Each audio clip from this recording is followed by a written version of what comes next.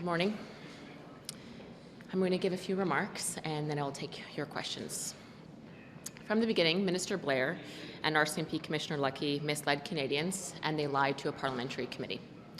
The newly released recording of RCMP Commissioner Lucki confirms that the Minister's office requested that the RCMP release sensitive information about the ongoing investigation into the worst mass killing in our history, and confirmation was given to the Minister that this would occur. By requesting this information be released to further the Liberal political agenda, the Minister pressured the Commissioner and politically interfered in the RCMP investigation. This comes after the Minister and RCMP Commissioner both tried to cover up this scandal and prevent Canadians from getting to the truth about the Liberal government's political pressuring of the RCMP to support the government's political agenda. The Minister lied when he said he was not aware the Commissioner would release the sensitive information, and he lied when he also said he never asked the Commissioner to reveal that information. Both are now proven false based on the audio recording of the Commissioner released yesterday. Worse yet, the Minister was advised that releasing this information would jeopardize the investigation, and he asked that it be done anyway. He put the government's political agenda above Canadians, and then he lied to us in committee about it, and that is unforgivable. The Minister and the Commissioner lied and violated the independence of the RCMP and jeopardized the investigation into the worst mass killing in Canadian history. We do not have confidence in this Minister to hold any position in this government, and he should resign immediately along with the RCMP Commissioner. I'll take your questions. No questions? I'll ask a question, if you wouldn't mind, on actually the Emergencies Act inquiry. And I'd like to know what you make of it so far, what you've heard, and whether anything changes your opinion at this point about the use of the Emergencies Act. I think the Liberal government's response during the Emergencies Act invocation is misleading. They said a number of misleading things. We know they said that the police asked for the invocation of the Act. We know that that was not the case. We'd like to know what else they were misleading the public about. I think, again, what we're talking about today as well is, again, more lies. So there seems to be a bit of a pattern. When it is convenient and the Liberals are looking to put forward their political agenda, they lie to Canadians. So when we heard the audio recording yesterday regarding the RCMP scandal, what was made very clear by Brenda Lucki in the audio recording was that she said the Minister's office requested that this be done. Now, when we were in committee, I point blank asked the Minister, was he, number one, aware that the Commissioner would be trying to share this information publicly. He said he didn't even know it was going to happen. He also elaborated to say he did not ask her to do that either. But based on the audio recording, she said very clearly the Minister's office requested that she do that, and then she confirmed to the Minister that she would. So we have a situation here where the Minister is directing the RCMP to interfere in an investigation that they were advised doing so would jeopardize that investigation. So very clearly that is political pressure that they were putting on the Commissioner to interfere in the investigation. We believe that is quite serious. It's not every day that we ask for a Minister to resign, but given that he lied point blank at committee and pressured the RCMP Commissioner of Canada to politically interfere in the investigation of the worst mass killing in Canadian history. On those two fronts, we believe he should resign today. Yes. We're seeing several press conferences of cabinet ministers across the country right now on the handgun freeze, or handgun ban, however you want to phrase it. Just given how Liberals are re-announcing this and the strategy they're using today, do you see them as trying to create a wedge issue, further wedge issue on firearms here? I think you have to look no further than the last election to see that the Liberals clearly use firearms as political wedge to divide Canadians on this issue. Now, Conservatives are very concerned about the rise of gun violence in Canada. We also believe in very strict gun laws in Canada. What we won't be doing is dividing Canadians and politicizing firearms. We've been clear all along that we believe the billions and billions of dollars of resources they are spending on their gun control policies, which will fail to address gun violence, we would be spending those billions of dollars on bolstering our border security to stop gun smuggling. We would be providing more resources to police to fight gang violence and criminal elements in our urban cities. And we would also be supporting grassroots organizations that support at-risk youth from joining gangs and life of crime. That's where we believe the priorities should be. That's also what we're hearing at committee would be most effective effective to direct resources if we really do want to commit to stopping gun violence, which we do.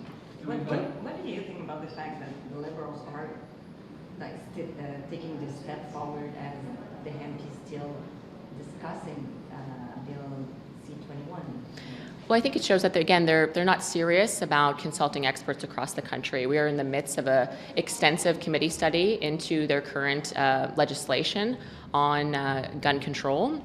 And we are hearing from experts across the country that there is clearly a division on what experts believe should be done about firearms. But if you speak to police and those that know crime elements better than anyone else, they agree that the Liberal approach to this will fail. It is a waste of taxpayer resources that should be put towards the three areas that I just outlined. That's where we'd like to see investment. Again, the latest estimates for their gun control agenda that they were politically maneuvering when 22 people died, that's going to cost the taxpayer $5 billion. The amount of good that you could do in areas where it's actually going to make a difference for reducing gun violence is quite significant. And yet they're spending it in a way that will further divide Canadians on this issue, when we should be able to come together and agree that we all want to see gun violence reduced, which we do, but let's focus it on areas that will actually be effective.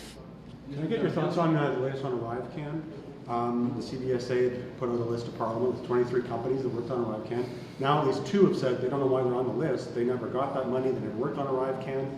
Plus the committee, Governor Ops yesterday heard from GC Strategies, the top company. They said they've received millions and they retain a commission of between 15 and 30%, and they are just 2 people that work out of their home. It is shocking how much money was flying out the door during the pandemic. We know that 40% of these hundreds of billions of dollars spent by the Liberals of deficits during the pandemic did not go towards any COVID programs whatsoever. We're now finding out that the $54 million for ArriveCam, that app could have been made in a weekend with less than $1 million. So who got rich in this regard? They're being very cagey about releasing the contract information. So was it a Liberal insider? We don't know. It leads to a lot of speculation. But what we do know is that Canadians grossly overpaid for something. We don't know who it went to, and it didn't work very well either. You'll remember that 10,000 people were told to quarantine.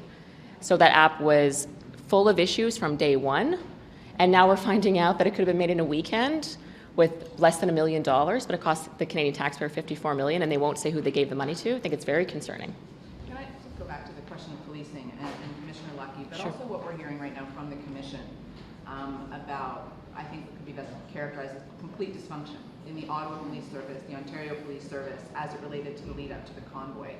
Is there a bigger question we now have to ask about the state of policing in this country? You know, I'm following the inquiry as well, and to me it looks very much that there is a push, or the Liberal government, I think what I'm saying is the Liberal government would be very happy for the fall to be on the City of Ottawa or the Ottawa Police on what happened with the convoy in February. But I think we have to remember why the convoy came to Ottawa. It's not because of something the City of Ottawa did or the City of Ottawa Police did. It was because of the rhetoric and the division caused by the Prime Minister during the pandemic. It was because of the hateful, divisive rhetoric he used during the election only months prior. That's what motivated thousands of people to donate over $10 million in a matter of hours, and for hundreds of truckers to mobilize across the country. So I think we need to remember that when we're looking at the inquiry. Why were they here in the first place? I think that's important.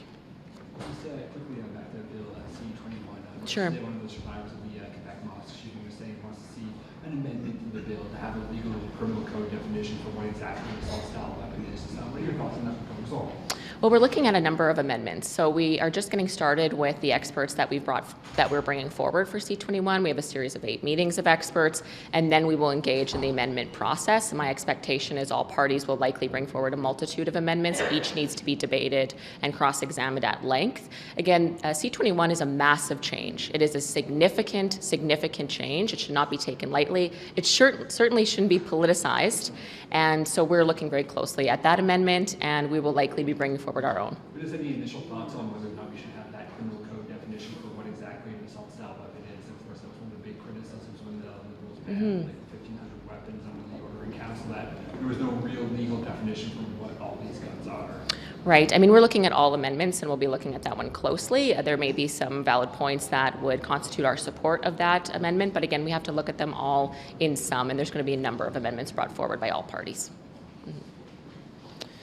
So again, just to wrap up, This, as you know, we've been pursuing this. We pursued this during the summer at Public Safety National Security Committee. We had Minister Blair and Commissioner Lucki and a whole host of those involved in this political interference scandal that was, we believe, the Liberal government politically interfered and inappropriately pressured the RCMP Commissioner to share information that would jeopardize the investigation. We've been on this for six months, and it is only today that we have decided that it is clear and significant that Minister Blair lied to the Standing Committee of Public Safety and National Security, and he used the death of 22 Canadians to leverage that for his political agenda, and for those two reasons we believe he should resign today. So can I just ask a follow-up just on that point? Is there anything else, if you believe he lied to Parliament, is there anything else you can do about that? Like, you can't use parliamentary procedure to point of privilege, point of order, like will you do any of that to sort of try and exact some other consequence should he fail to resign? I would ask that you stay tuned to today's House proceedings and in the coming days. We have not taken this lightly. It's been 6 months of reflection, and as I said, the audio recording really made it cut and dry that what the minister said in committee was a lie. He lied on two fronts. He lied. He said he didn't know that Commissioner Lucki was going to share that information, and he said he didn't direct her to do so. But based on the audio recording, we know that that is not the case. You cannot just lie point blank to a parliamentary committee and not face the consequences. If he had any integrity, he would resign himself today. Great. Thank you very much. Thank you. Thank you.